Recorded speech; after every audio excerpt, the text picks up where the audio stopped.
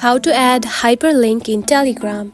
If you have been using the Telegram application and wondering on how to add hyperlink on it, don't worry. In this video, I will show you how to do it.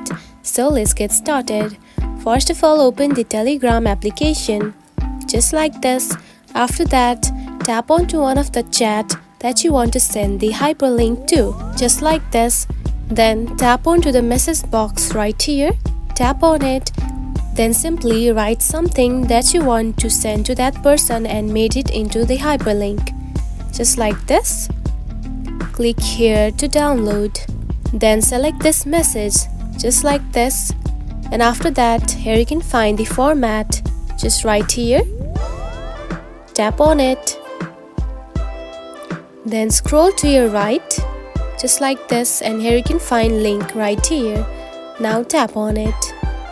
Now simply add the link that you have copied on this, just like this, and tap on to done. And now we can see the link is now being pasted onto this message. Then tap on to send. And now we can see the hyperlink has been added.